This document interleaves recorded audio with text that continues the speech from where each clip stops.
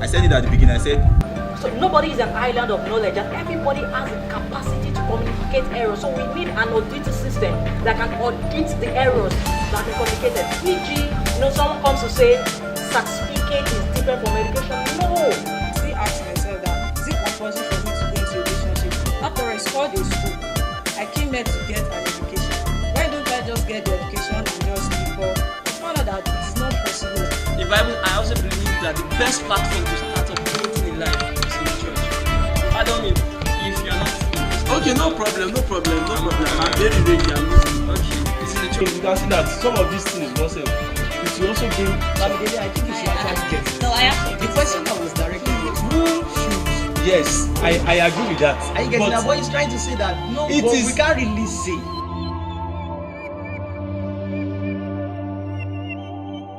Today we'll be discussing a very important topic, quite important to the students on campus. And this topic is religion and the campus students. Religion and the campus students. Before we go further in this discussion, we'll go on a very short break. Please stay with us. Thank you. Students lack vital information, although they look well dressed, beautiful and handsome. Our society has a lot to do in securing the confidence of people on campus. But we find ourselves in a situation where the leaders are not ready to listen to the students. Do you want to know how students feel about their life on campus? Do you want to know the challenges faced by students in our institution? Do you want to get vital information on how to overcome these challenges? Then you are watching the right show. This is the Campus Voice Show.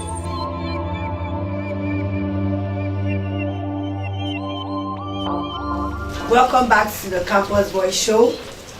Like I said earlier, before we went on that short break, we'll be discussing about religion and the campus students. But very quickly, we're going to go straight to our discussion today. I'm going to ask Mr. Joseph Unifade. Now, campus students and religion, what's your take on this topic? Like, what can you say about it briefly? Okay, campus and religion. When we look at religion, we have different religions. The common religion we have in Nigeria is Christianity, Islamic, and the traditionalists, that is the African tradition, or students. Most students fail to practice their religion right on campus. Some decide not to go to church at all, not to go to mosques, not to do their traditional way. But today, we discover that most of the students, because I'm a student also, most of the students decide to stay in their hostels and at home. But I will advise everyone as a student to hold on to their faith and their religion.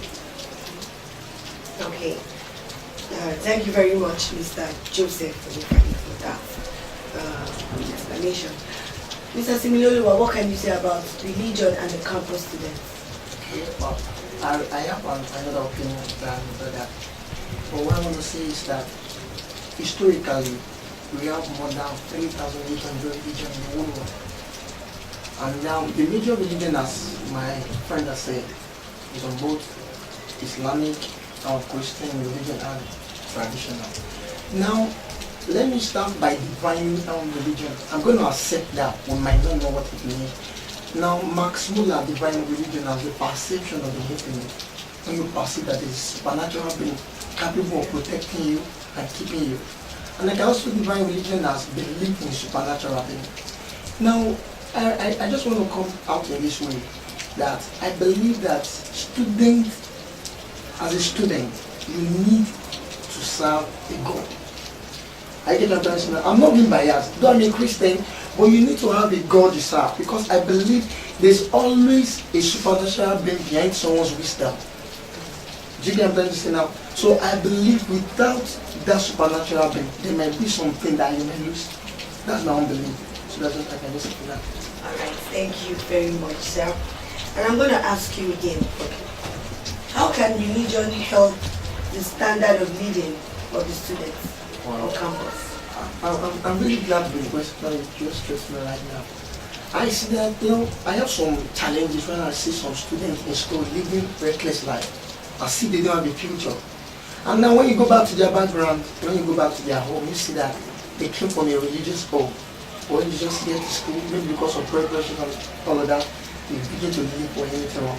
But to me personally, religion has changed my life entirely. You know, it makes me develop self-confidence in myself. Right now, okay, I want to write the examination. You know, I want to write an examination right now. And people know me to be a child of God. There are some things that, you know, I will not want to do because of how people know me to be, right? So I just believe that religion has really been, you understand, it's just good. It has been helpful to students. I get it, just to build so many things, to build moral life. And there's no religion that will permit or will guarantee people to live a moral life. At least, every religion tends to build people to live a moral life. So at least religion will help them to live a moral life. So some of them come to school, just barb rubbish hairstyle. Things like just smoke. Young teenagers, and they don't have a drug addiction, is because there is no genuine love for a supernatural being. That's what I believe about that. Alright, thank you very much, sir. Mr. Joseph, I'm going to ask you now, how do you think religion can help the standard of living of students? You know, on campus today, not just in your school or in my school, in other schools too, you find that some students, you know, they live like, you know, they don't care. They live like there is no somebody up there or out there watching over them. So how do you think religion can actually build the standard of living of these students and make them live responsibly? Okay. Religion for us build your discipline. And one of my friends says, no discipline, no destiny. Religion allows you to get understanding about your faith and the courage. Religion gives you faith and courage. And it helps you and enhances your discipline. Now when we look at religion, based to enhance your learning, enhance your way of living as a student. When we look at it so clearly that religion helps you to develop your talent, to get your talent. Through Christ you can get your talent, through Islamic, what have you, get your talent, through traditional ways you get your talent. Because religion shaping you to get your talent and discover. No matter the motivational speakers, no matter how people were, they still get some of the word through religion. They get everything they want to say through the religion. Well, some motivational speakers could take a Bible passage a Quranic ayah in their talks, just to deduce some certain things from their talk. And when we look at again, I've discovered that religion has helped us far away in our students, in our academics. And I discovered that most of the things that we learn has been learned in the time past, which we all know, and is embedded also in the Bible, in the Quran, and in the fact. Let me use it like the economics. You know, when Jesus turned. Let me use the economics. I'm still talking about the economics and I'm still talking about the chemistry. But let me quickly talk about the chemistry so that when Jesus turned water to wine, you know, it's chemistry. You know, when Jesus was born without the womb, he breaks down the biological terms there. And economics, he used two fish and 5 loaves of bread to feed people. He economized resources. We can also, when we study, when we know what we are saying, we economize our resources.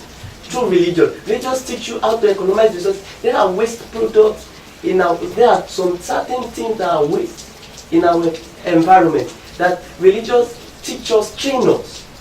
I know Christians and Muslims do such a training for them. They have seminars in their fellowships, in their Jumat service. They train them on some certain things. So I would like to say one or two things again about how it can better us. It can only better us if we ourselves heed to the faith, heed to our faith. Thank you. All right, thank you very much, Saz. Before we proceed in this discussion once again, we'll go on a very short break. Don't touch that down. Thank you. At this show, we equip you with necessary information about the campuses. We have access to all university and campuses. We give a platform for you to air your views. You were watching the Campus Voice Show. You are watching the Campus Voice Show. You are watching the Campus Voice Show, salvaging the student's mind. Welcome back to this wonderful segment of the Campus Voice Show. We've been discussing about this topic, religion and the campus students, before we went on that short break. Now I'm going to ask a question. Must the campus students be religious? Is it compulsory that they should be religious? You must.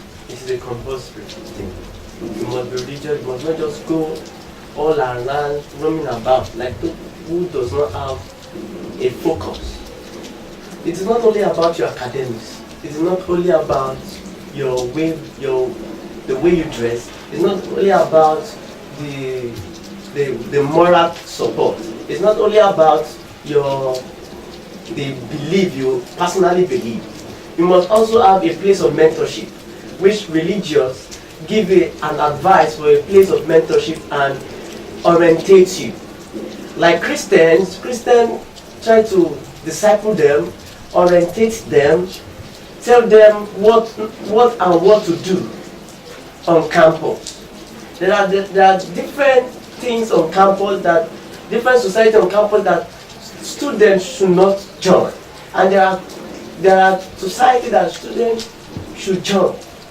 But when you don't have a faith, you don't know, and when you don't have a faith, when you don't have God, who will direct you or inspire you on how to go about things, you are just like a man, you are just like a cat or a rat, just moving from one location, zigzag location, a cat race, a rat and cat race. Thank you very much, sir. I'm going to ask another question. From what you said, you said religion helps us, to be able to define our focus. I'm going to ask Mr. Simioluwa, do you think religion defines your focus? Okay. Another thing is that if the purpose of something is not known, ambiguity is inevitable. Right? I also believe that the power bank of wisdom is religion. I get what I'm trying to say now. When you are religious, you have another way of hearing things. When you are religious, you are moralist and see. Let me tell you something today. Religion is not until when it is announced in the way you dress. It is in your lifestyle. Before you speak, something speaks for you. I'm not even talking about being a Christian or you understand, but I've not seen any religion that we encourage immorality. Every religion, you understand, the pattern they are adherent to live in a moral life. Are you getting that? So I believe within myself that when you are being religious, it's actually to keep focus. There will be no religion that will tell you that you can sleep with a lady anyhow. So by that, you are putting your body under subjection and you are running towards for the future. Look at the future belongs to those who believe in the beauty of their dreams, and the future belongs to those who have the dream. So I believe that religion can help you to be focused and disciplined. When you are religious, not that in campus I'm going to bash, from one bash I'm going to hotel. I know you get what I'm trying to say, sir. Just from your classroom, library, attend fellowship, you are boosting up your spirit, man. So I see that in campuses today, you see a child, a guy of 18, 17 years smoking in their hair. It's because they don't know who they are. If you don't know who you are, you live anyhow. But you have the consciousness of who you are, you don't live anyhow. Let me just stop there. All right. Thank you very much, there, sir. I'm going to ask this question. What are the effects of religion on the students? Like, to what extent does religion affect the lifestyle of the students? In the negative aspect or the positive aspect? Both negative and positive. I really love that question because when I came in as an undergraduate student, it affected my GP. I was not wise enough. There are some times that you have to discover yourself. When you read. I know myself that I find it difficult to read at night. I get that. The best time I could read is day. And I'll see that they're having programs in churches. I'm a Christian. From one program to another, I was not reading. I get up there and I feel. But now, Religion will give you the wisdom to balance both academic life and balance your spiritual work with any God in culture that you are worshiping. I get what I'm saying. So it can affect you if you don't balance the two. And when you now get to the labor market, you might be shit outside. Because the Bible even says, whatever your hand find, do it well. The God I believe in does not go for average or low. You have to be intelligent, you have to know it. As a religious person, there should be something on your head. So now that one is gone. In the positive aspect, we discussed that earlier, that it affects them in so many ways. In the way they dress, in the way they are dressed. Let me not tell you something today. The reason why we have high rate of abortions in school today is because of what? There is no consciousness of the supernatural living in their heart.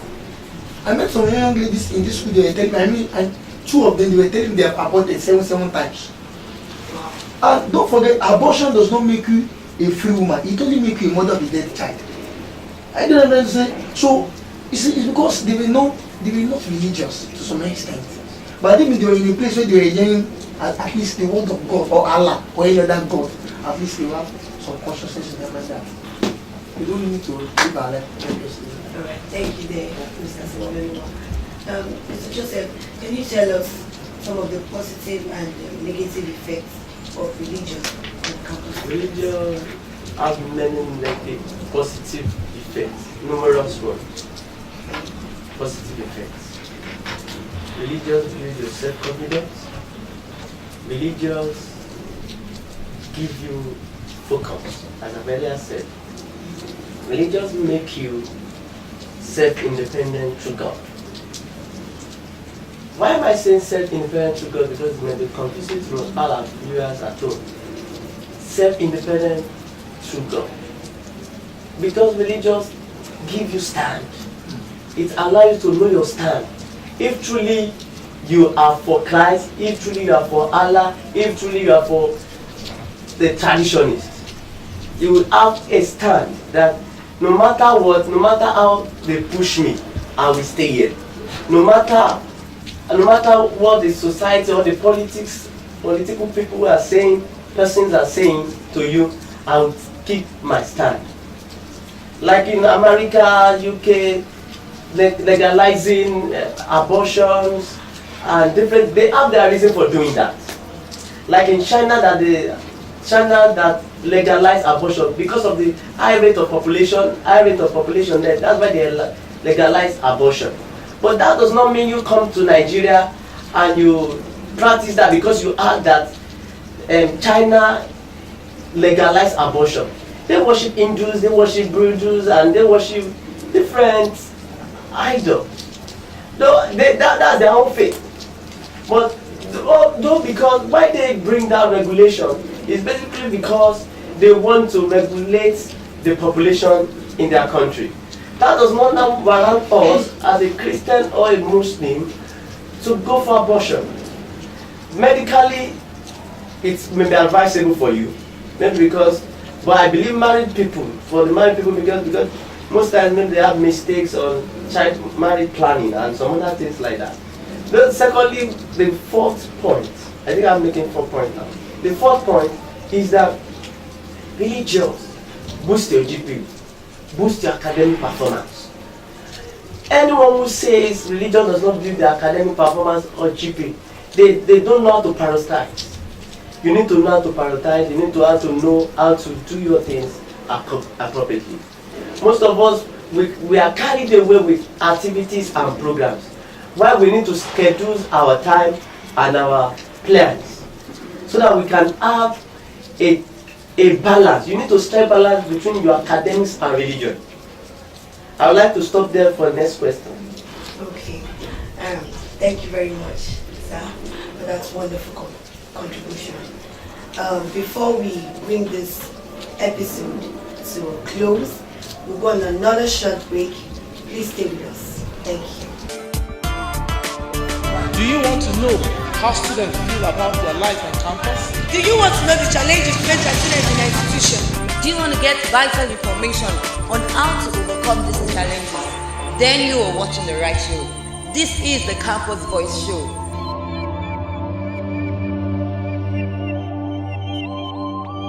Welcome back to this wonderful episode of the Campus Voice Show. Well, we've been enjoying ourselves. I believe the viewers at home have been enjoying themselves also. Well, we're bringing the show to a close, but before we leave finally, I'm going to throw this very important question. Now, my question is this. You know, these days in this world of religion, in this world we find ourselves, we have different religions like we said earlier. Now, we've come to understand that some people, they are not accepted the way they are. You know, these days everybody wants to fit into a norm of a church, of a mosque, of a shrine, of something. They just want to fit in. This place of, you know, come as you are is not there again. So what's the place of acceptance? What's the place of accepting these people? For example, I could be somebody that does not really have faith in God, you know, and I come to a church, and because of the way I'm dressed or the way I look, the people there can just say, oh, this one is not ready to, you know, just go, you know, and such a thing can really discourage me from wanting to know this God or wanting to know this Allah or something. So what is the place of acceptance?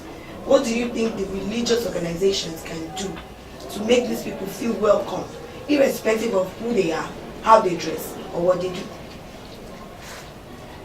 I think campus nowadays, Christianity in campus, Islamic and other, they have brought another implementation and not doing the old way any longer. Practicing come as you are, then they will orientate you. You yourself personally will bend or you drop out. But basically, I'll be looking at people who withdraw themselves from church or the mosques or the shrine, you know. But I believe Christianity welcome you as the way you are the first day, but the second day they talk to you that, can you change your this trouser you are wearing, can you please wear skirts? If you are wearing a splitted skirt or a mini skirt, they tell you the other time that, please can you just adjust. Likewise, the Islamic people, the Alajas, they want you to wear your hijab because they don't want your ear to be seen, or your facial look, or your sensitive part to be seen, or basically because they don't want you to seduce their imam, their clergy. So, but I would like us to know that religion is not sending you away. It's accepting you the way you are at first, but want you to change. Want you to change. Except churches, religious settings that still based on the ideology or the old mentality. And say, okay, no, you can't come in like this, you can't come in.